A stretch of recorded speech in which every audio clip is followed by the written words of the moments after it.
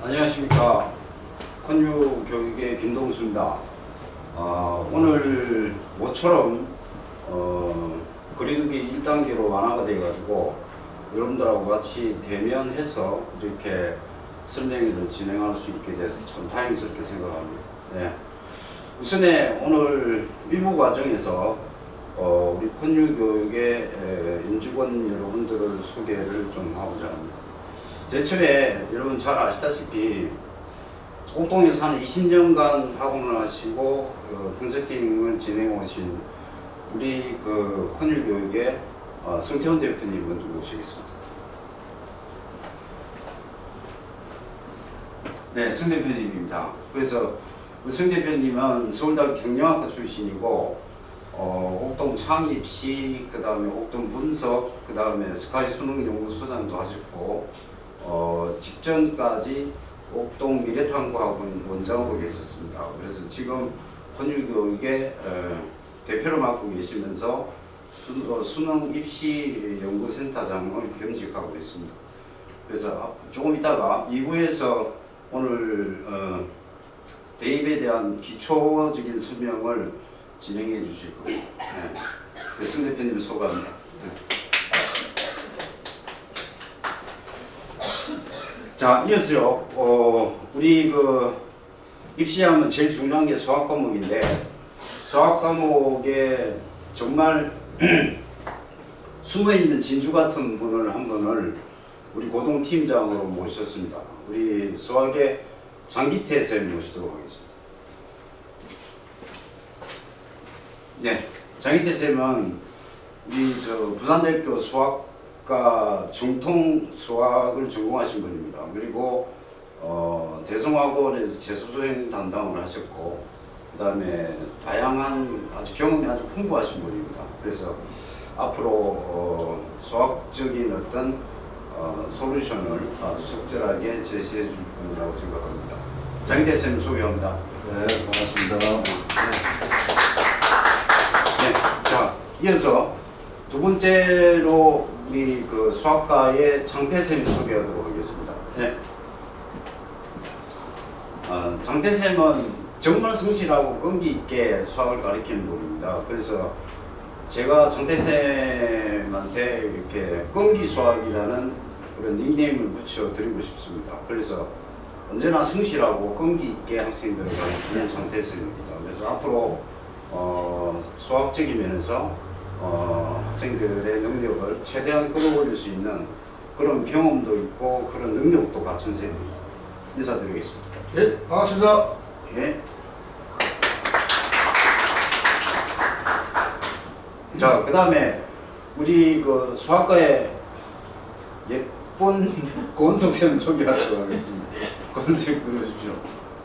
권숙쌤은 여러분 잘 아시다시피 과거에 수학학원도 경영하셨고, 그 다음에 직전에 옥동 미래탐구학원에서 중등 팀장을 하셨던 분입니다. 그래서 제가 보기에는 정말 초중등을 장악할 수 있는 능력을 갖춘 그런 대한민국의 1% 안에 속하는 그런 선생님입니다. 소개합니다. 네. 반갑습니다. 네. 반갑습니다. 자, 이어서 제가 보기에는 진짜 물리학과 수학에 있어서 정말 대가가 한 분 계십니다. 여러분 잘 아시죠? 우리 과학과의 이진복 쌤 소개하도록 하겠습니다. 이진복 쌤은요, 울산대학교 정통이과 석사 출신입니다. 그래서 대일외국어 고등학교에서 현직 과학쌤을 하셨고, 그 다음에 물리적인 면에서 가장 뛰어난 해법을 갖고 계신 분이고, 수학적인 면에서도 아주 훌륭하신 쌤입니다. 그래서 앞으로 여러분들 많이 사랑해 주시기 바랍니다. 이진복 쌤 소개합니다. 네, 반갑습니다. 자, 얼마 전에 저희들 영어과에 새로운 한 분이 오셨습니다. 이분은 저하고 한국외대 영어과 동문이면서 과거에도 저하고 호흡을 맞춰서 영어를 가르쳤던 분입니다. 우리 박강훈 쌤 모시도록 하겠습니다. 박강훈 쌤 소개합니다. 박가웅 선생님하고 저하고 팀을 이루어서 진짜 영어가 뭔지 바람직한 영어 교육이 뭔가를 앞으로 여러분들한테 절절하게 그렇게 보여주도록 하겠습니다. 박가웅 선생님 소개합니다. 네, 반갑습니다.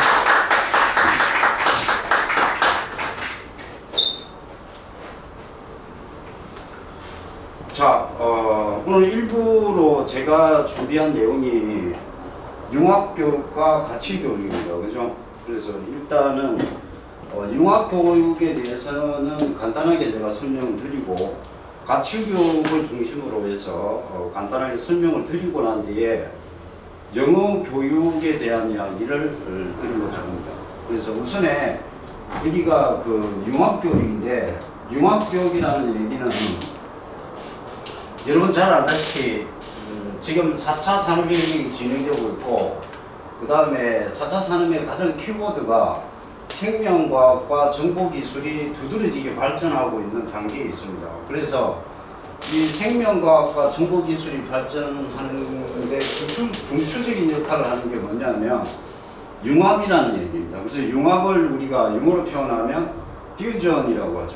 그래서 퓨전인데 융합이라는 말은 그냥 우리가 컨트롤 V 해갖고 붙여넣기, 짜집기 이게 융합이 아니라고 생각합니다. 그럼 진정한 융합이라는 건 뭐냐면 융합에는 반드시 함축적인 의미를 포함하고 있다고 생각합니다. 그게 뭐냐면 크리에이티비티죠.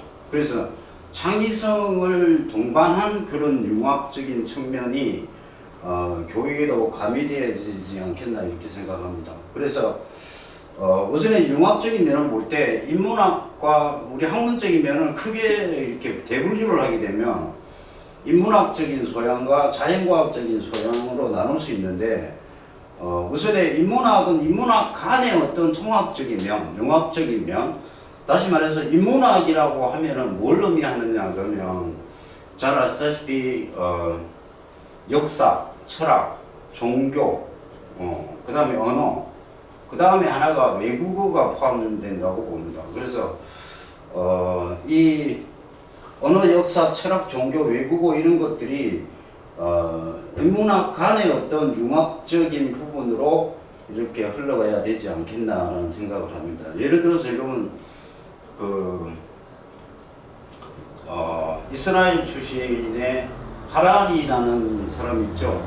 이 사람이 유명한 책을 쓴 사람인데 사이언스라는 책을 써가지고 세계적인 베스트셀러가 됐던 사람입니다. 그래서 이 사람이 바로 역사학자입니다. 근데 역사학자가 역사학도로서 자기가 보는 과학의 발전, 그다음 인간의 발전 이런 것들을 다룬 책이 사이언스라는 책입니다. 그래서 이 사람도 역시 베스트셀러가 된 이유가 뭐냐? 역사를 바탕으로 자연과학적인 탐색을 했다는 거죠. 그래서 인문학과 인문학 간의 어떤 서로 간에 절충된 부분을 찾아나가는 과정 이런 것들이 또한 융합이라고 생각합니다. 당연히 철학과 종교도 마찬가지고요. 외국어는 여기에 인문학에 왜 포함되느냐? 잘 아시다시피 19세기를 지배한 외국어가 뭡니까? 라틴어입니다. 그죠? 그 다음에 20세기를 지배한 외국어가 전 세계적인 언어죠. 그게 불어였습니다. 21세기를 지배하는 언어가 영어입니다. 그렇다면 이 외국어가 왜 이런 학문 간의 융합에 있어서 징검다리 역할을 할 수 있느냐 그러면 세계적으로 글로벌화됨으로써 정보가 활발하게 교류되고 있는 상황에서 중간 매체로서 외국어가 그 역할을 하는데 가장 필수적인 것이라고 생각합니다. 그래서 외국어도 또한 인문학으로서 역할이 필요하다고 생각합니다. 그 다음에 자연과학 간의 융합은 너무 잘 아시다시피 과학 간의 융합, 수학 간의 융합입니다.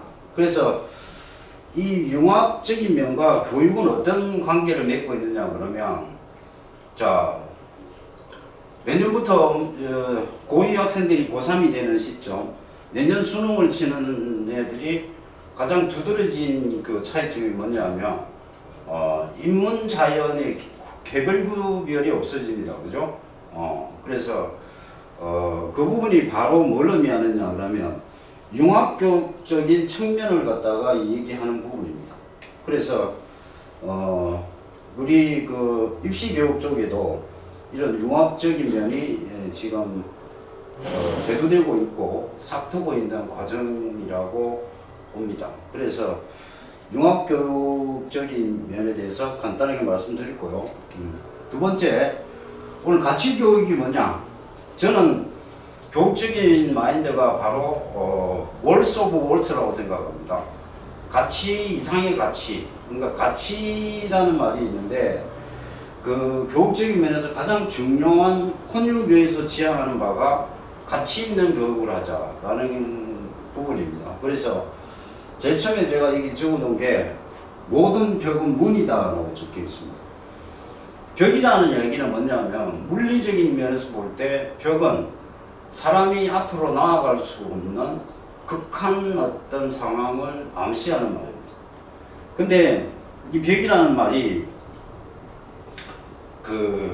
저는 애들한테 그 영어 독해 원서 강독을 하면서 해리포터 강독을 제가 한 적이 있습니다. 그래서 해리포터 책을 보면은요, 해리포터가 호거로트 마법 학교에 들어가기 위해서 런던의 킹스 크로스라는 역에서 열차를 타는데 그 열차를 타러 가는 과정에서 보면 벽이 탁 막혀 있습니다. 그 벽을 뚫고 이렇게 나가니까 그 벽 뒷면에 특별 열차가 이렇게 준비되어 있고 학생들이 그 열차를 타려고 승강장에서 대기하고 있는 상황이 나옵니다. 그래서 그 상황을 보면서 저는 느낀 게 뭐냐면 벽이라는 게 벽이 아니구나. 그죠? 벽은 보이는 관점에서 보면 그게 벽인데 그 속에는 새로운 문명의 역할을 할 수도 있다는 겁니다. 그래서 이 모든 벽은 문이다라는 이야기는 바로 그런 관점에서 모든 벽은 문이 될 수 있다라고 생각합니다. 그래서 이 해리포터 저자가 누군가 여러분 잘 아시죠? 롤링이라는 사람인데 이 사람도 그 이혼모로서 딸을 키우는 과정에서 굉장히 힘들었고 어떤 경제적인 어려움 이런 것 때문에 자살을 기도하려고 했던 순간도 있었습니다. 그래서 그런 어떤 상황들이 이 작가에게는 하나의 벽이었죠. 근데 이 벽을 허물 수 있는 계기가 된 게 해리포터라는 책을 쓰므로써 이 사람이 세계적인 베스트셀러가 되고 그래서 성공적인 삶을 살 수 있는 계기가 됐다는 거죠. 두 번째, 이 벽이라는 말은 우리가 독수리를 예를 들 수 있는데요. 독수리의 수명이 인간의 수명과 비슷하답니다. 비슷한데 독수리가 한 30년을 살고 나면 부리 속에서 이렇게 이 톱니 같은 게 나와가지고 목을 찌르는 상황이 되고 그 다음에 날개는 이렇게 무거워가지고 날 수 없는 상황이 온답니다. 그래서 이때 독수리가 새로운 삶을 살기 위해서 아주 산 정상에 둥지를 틀고 부리를 바위에다가 막 이렇게 쪼아가지고 그 부리에 새로운 어떤 부리가 나올 때까지 완전히 피투성이가 된 채로 부리를 이렇게 담금질을 한다고 그러죠. 담금질을 해가지고 견뎌낸답니다. 그리고 그래서 어느 정도 시간이 지나면 새로운 부리가 나온답니다. 그래서 새로운 부리가 나오는 걸 가지고서 오래된 깃털을 다 쪼아낸답니다. 쪼아내고 그래서 오래된 깃털을 다 쪼아내고 또 새로운 깃털이 생길 때까지 기다리고 또 발톱도 마찬가지로 새롭게 다듬는 과정이 있다고 합니다. 그래서 독수리에게도 역시 벽이 있다는 거죠. 그 노화와 함께 진행되는 자기 나름대로 타고난 어떤 벽이 있다는 거죠. 그래서 만약에 독수리가 그 벽 앞에 좌절하고 새로운 어떤 세계로 나아가기 위한 노력을 하지 않았으면 독수리들은 인간만큼 살지 못한다는 거죠. 그래서 벽이라는 것은 뭐냐면 뭐 혹자는 이렇게 정의합니다. 벽이라는 것은 사람이 얼마나 무언가를 진정으로 갈구하는가를 테스트하는 문이기도 하다라는 거죠. 그래서 진정으로 무언가를 갈구하는 사람은 벽이 아니라는 거죠. 그래서 여러분 그 절초봉생이란 말이 있죠. 그러니까 끝난 곳에서 끝난 게 아니다. 길이 끝난 곳에서 길이 된다. 뭐 이런 것들이 다 연결되는 부분입니다. 그 다음에 그 큰 절에 가면 여러분 불이문이라고 있죠. 둘이 아니다. 하나다는 거죠. 그런 면으로 볼 때 우리 교육도 마찬가지로 애들로 하여금 벽을 마주쳤을 때 그 벽 앞에 좌절하지 않고 그 벽을 새로운 문으로 삼아서 제도해갈 수 있는 그런 교육으로 이끌어야 되지 않겠다는 생각을 합니다. 자, 두 번째 보시면은 3등은 괜찮지만 3류는 안 된다는 거죠.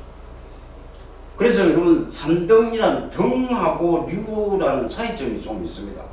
등은 뭐냐면 숫자상의 개념이죠. 류라는 말은 포괄적인 개념이고 내적인 개념입니다. 그래서 3등은 괜찮지만 3류는 안 된다. 그러니까 3등은 할 수 있다는 숫자상으로. 근데 중요한 거는 3류는 되지 말자. 그러면 1류라는 개념이 뭐냐면 유라는 개념은 어떤 보편적인 개념, 포괄적인 개념인데 3류가 되지 말자, 3류가 되지 말라는 3등이 되지 말라는 거 우리 어른들이 가르치는 부분이 뭐냐면 경책이 말이죠, 그죠? 그래서 우리가 그 인류라는 말이 뭐를 인류라고 하느냐 그러면 제일 처음에 인간으로서 태어난 보편적인 가치를 인정할 줄 알고 또 사회 구성원으로서 지켜야 될 부분 지키고 그 다음에 어떤 국가 속의 국민으로서 헌법적인 개념을 지키고 따를 수 있는 그런 가운데에서의 삶, 그게 바로 인류의 삶이라고 생각합니다. 여러분 잘 아시겠지만 얼마 전에 의사협회에서 의대생들이 국시도 거부하는 사태가 일어나고 이런 부분인데 이게 뭐냐면 의사들 하면 뭡니까? 1등으로 졸업한 사람들 아닙니까? 근데 그 사람들의 삶이 제가 볼 때는 집단 이기주의에 매몰되어 있는 삶이죠. 그건 1등이 아니라 1류가 아니라 3류라고 저는 생각합니다. 그 다음에 국회의원들 보시면은 대단히 학력도 높고 경제적으로 여건도 좋으신 분들입니다. 이분들이 국회라는 장 안에서 쌈박질하고 막 이렇게 하는 거 보면 그거는 1류일까요? 3류일까요? 3류입니다. 그래서 3등이라는 말은 우리가 입시 컨설팅에서 우리가 정량적 평가가 있고 정성적 평가라는 게 있습니다. 그래서 정량적 평가는 뭐냐면 소위 말해서 학생부 교과 전형을 요구하는 거고요. 교과 성적만 보는 거고 정성적 평가라는 게 학생부 종합 전형이죠. 그래서 어떤 수치화된 게 아니라 어떤 인간적인 면에 대한 그런 보편적인 가치를 지향하는 게 유라는 얘기입니다. 그 다음에 철학 있는 교육이 되자고 되어 있는데 철학 있는 교육이 뭐냐 그러면 여러분 얼마 전에 투숙 때 가장 핫했던 게 나훈아 공연 아닙니까, 그죠? 나훈아가 왜 사람들로부터 이렇게 주목을 받느냐 그러면 그 사람은 평범한 가수, 유행가 가수지만 나름대로 철학이 있기 때문에 그 철학에 사람들이 매료된 부분이라고 생각합니다. 그 다음에 여러분들 우리나라 대표적인 첼리스트면서 지휘자인 장한나라고 아십니까? 장한나가 과거에 이 친구가 그 대학을 어디 나왔냐면 하버드 대학교 철학과를 나왔습니다. 그래서 이 사람이 옛날에 장한나가 독일의 유명한 지휘자한테 내가 뭘 전공하면 좋겠느냐, 내가 첼리스트니까 음악을 전공해야 되지 않느냐 그러니까 그 유명하신 지휘자분이 너는 그렇게 하면 안 된다, 너는 철학을 전공해야 된다 그랬어. 그래서 지금 장한나가 첼리스트 활동도 하면서 지휘자 역할도 하죠. 그래서 그 백그라운드에는 철학적인 공부를 했다는 거예요. 그래서 이게 철학 있는 교육이라는 거고요. 그 다음에 담설전정이라는 옛날 그 사자성어가 있는데요. 이게 뭐냐면 담이라는 말은 어깨에 짊어질 담이에요. 그 다음에 설이라는 말은 음설이고요. 전이라는 말은 매울전이고 정은 우물전입니다. 그래서 쉽게 말해서 눈으로 우물을 메운다는 거죠. 그럼 눈으로 우물을 메우면 어떤 현상이 생길까요? 눈으로 우물을 메어봐야 계속 해봐야 끝이 없습니다. 그래서 흙으로 만약에 그 우물을 메우게 되면 우물 자체의 고유한 기능이 상실한다는 거죠. 근데 눈으로 우물을 메우면 끝없는 거예요. 교육이라는 게 그런 거죠.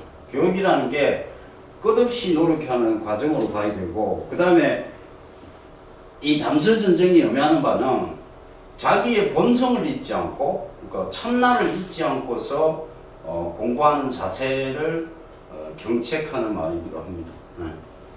그 다음에 견딤이 성을 결정한다는 말이 있는데, 옛날에 어느 방송국에서 방송 중에 그 일본의 호류사라는 절이 있습니다.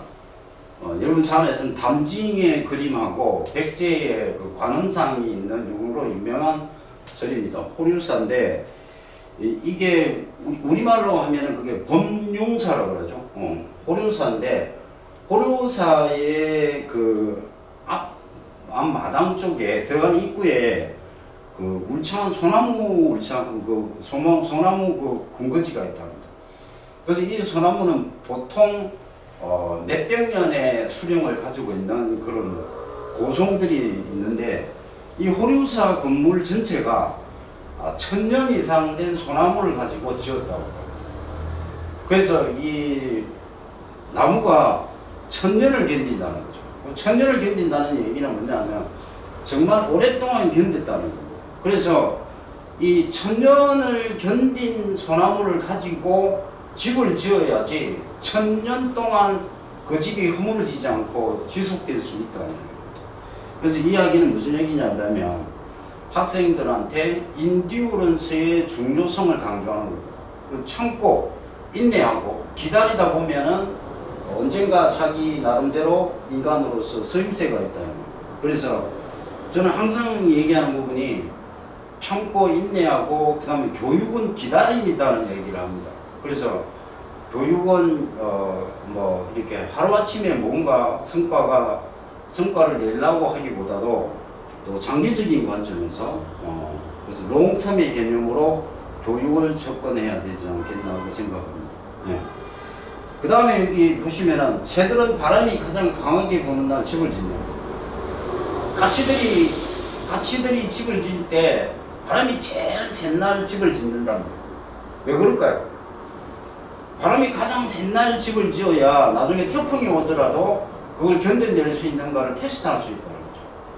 그래서 새들이 여기서 바람이 가장 강하게 부는 날이라는 이야기는 인생의 시점으로 보면 지금 여러분 자제분들인 청소년기라고 저는 생각합니다. 그래서 청소년기가 가장 급변하는 곳이고 내적인 바람이 가장 심하게 부는 시기입니다. 그래서 이때 그 자기 나름대로 집을 잘 지을 수 있는 기초공사를 튼튼히 해야 나중에 어려움이 생기더라도 그걸 극복할 수 있는 힘이 된다라는 이야기를 드리고 싶고요. 마지막으로 제가 이 모든 얘기의 그 핵심적인 얘기는 뭐냐면 성공한 삶을 살기보다 가치 있는 삶을 살자는 겁니다. 그래서 그 가치 있는 삶이라는 것이 뭐냐? 가치 있는 삶을 살기 위해서 우리가 해야 될 게 열심히 공부도 해야 되고, 그 다음에 열심히 책도 읽어야 되고, 또 열심히 여러 가지 간접 체험도 많이 해야 되고, 그렇습니다. 그래서 성공한 사람과 가치 있는 삶은 저는 어떻게 비교하느냐면, 예를 들어서 어떤 타이틀 좋은 무슨 뭐 어떤 직장에 무슨 장이라든지 뭐 이런 사람이 있는데, 근데 그 사람은 별로 개똥 철학 같은 것도 아무것도 없어요. 그냥 자기 직을 유지하기 위해서 인생을 사는 사람. 근데 동네 슈퍼나 동네 마트에 사장님이 개똥 철학에도 갖고 계시면서 사시는 분이 있다 그러면 누구의 삶이 올바른 삶이겠습니까? 그래서 성공이라는 잣대를 물리적이고 외형적인 것에만 둘 게 아니라 내적인 측면, 자기 행복 추구 뭐 이런 그 측면으로 확대시켜 보면 가치 있는 삶을 사는 게 훨씬 중요합니다. 그래서 우리 학생들한테 우리가 뭘 가르쳐야 되느냐 그러면 야 특정한 무슨 예를 들어서 의과대학에서 의사가 되라 무슨 검사가 되라 판사가 되라 이걸 요구할 게 아니라 가치 있는 삶을 살기 위해서 네가 뭐라고 어떻게 해야 될 것인가를 애들한테 교육시켜야 됩니다. 그래서 이런 가치 있는 삶을 살기 위한 교육이 되기 위해서 여러분 어머님들이 가장 조심해야 될 게 뭐냐면 자기 자식의 인생이 꽃길만 걸을 거라고 생각하시면 안 됩니다. 인생은 어머님들 꽃길만 있을 수 없습니다. 진흙탕으로도 갈 수 있습니다. 그러니까 꽃길 무호드로만 계속 인도하려고 하지 말고 애들을 내보내서 바깥쪽으로 내보내가지고 강하게 길러야 됩니다. 그래서 어머님들 자기 자식 요즘은 특히 세대상 특징이 많이 나가야 하나 내지 둘을 놓는 세상인데 그래서 귀엽고 해서 끼고 이렇게 가는 부분이 있는데 그게 절대 교육적으로 도움이 안 된다는 거예요. 그러니까 그런 부분들 참고를 하셔가지고 가치 있는 삶을 살 수 있는 가치 있는 교육을 하기 위한 여러 가지 노력을 병행해서 해야 되지 않을까 생각을 합니다. 네. 그래서 잠깐 융합교육과 가치교육에 대해서 말씀드렸고요. 잠시 쉬었다가 예비 고일에 대한 중등영어와 고등영어의 차이점에 대한 말씀을 드리고자 합니다. 네. 감사합니다.